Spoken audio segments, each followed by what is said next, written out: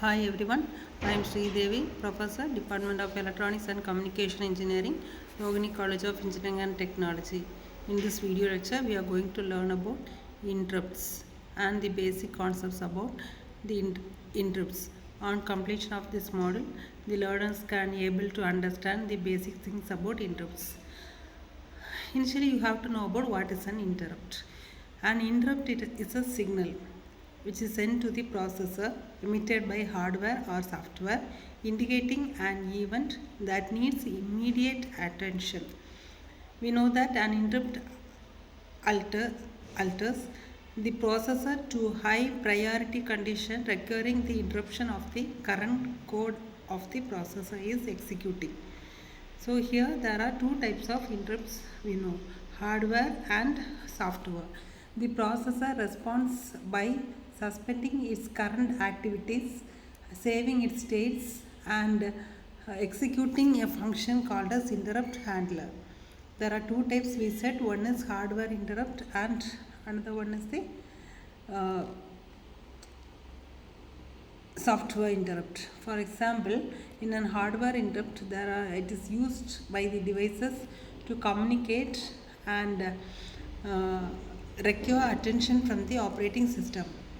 Internally, hardware interrupts are implemented using electronic altering signals and they are sent to the processor from the external device, which is either a part of the computer itself or a disk controller.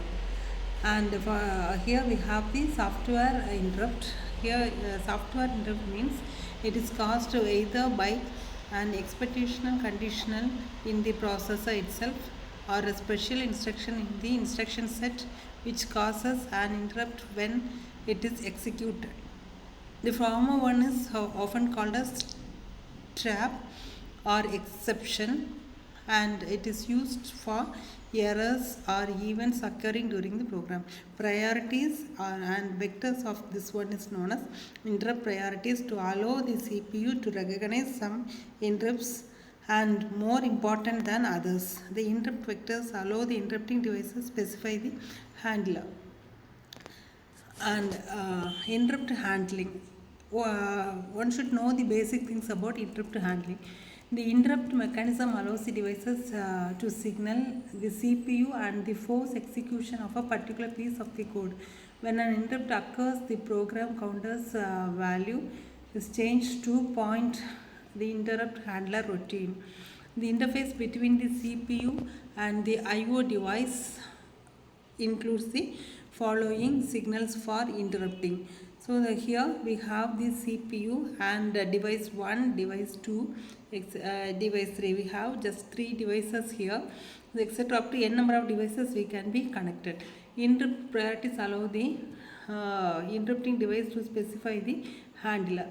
In this diagram, the interrupt record signals are shown here. CPU will call the interrupt handler associated with its priority, and the handler does not know which of these devices actually requested for the interrupt.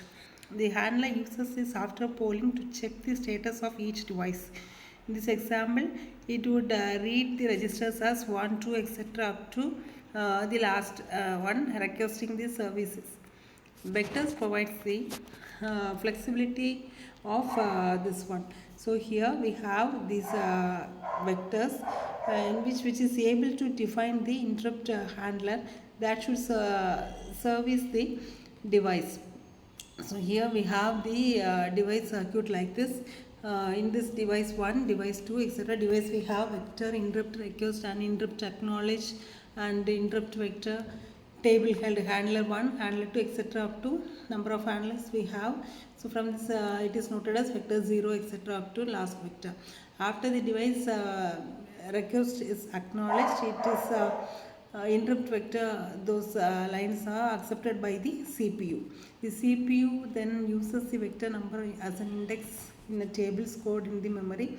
The location referred in the interrupt vector tabled by the vector numbers as given in this handler, like this L1, L2, L1 which is in this CPU.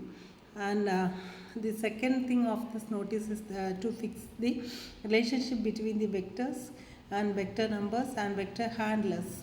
in the interrupt vector table maybe allows the arbitrary relationship between the devices handlers. There are two important things to notice about the interrupt vector mechanism. First one is the device, not the CPU stores the vector number.